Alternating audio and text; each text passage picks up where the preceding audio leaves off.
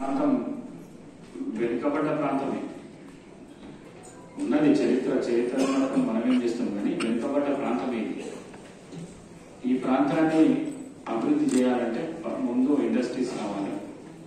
Employment ఏదైతే ఉన్నదో 10 సంవత్సరాల నుంచి పెండింగ్ ఉన్న 2 లక్షల ఉద్యోగాలు ప్రభుత్వ ఉద్యోగాలు ఉన్నాయి కాబట్టి 50 లక్షల మంది నిరుద్యోగులు ఉన్నారు.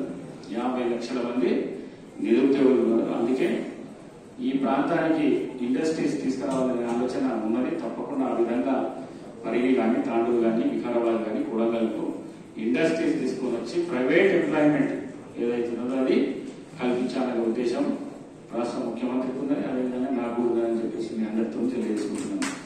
మరి ముఖ్యంగా మన ప్రాంతానికి గత ప్రభుత్వం పాలకులు ఎవరైతున్నారో తీరని అన్యాయం చేసిండ్రు. మనకు నీళ్లు రాకుండా చేసిండ్రు. మన ప్రాంతానికి ఒకటి ప్రాణహిత చేవెళ్ళ, ఒకటి పాలమూరు రంగారెడ్డి. ప్రాణహిత చేవెళ్ళ దాని పేరు బ్రహ్మాండమైన పేరు తీసేసి ఓ భగవంతుని పేరు పెట్టుకున్నారు.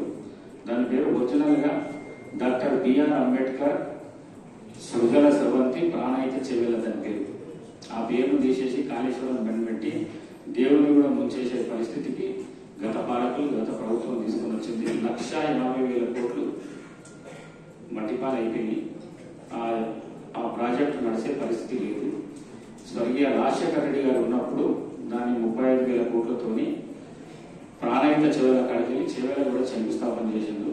నేను మరి ఆ రోజులలో ఉన్న శ్రీమతి సబితా ఇంద్రారెడ్డి గారు, మరి అదేవిధంగా రామ్మోహన్ రెడ్డి గారు, రమేష్ గారు పోయి రిక్వెస్ట్ చేయడంతో తాండూరు, వికారాబాద్, పరిగి నియోజకవర్గానికి కూడా ప్రాణహిత చెవెల నుంచి నీళ్లు అందిస్తాము, సాగునీరు, తాగునీరు అని ఆ రోజు ఇచ్చిన మాట ప్రకారము శంకర్పల్లి లోపల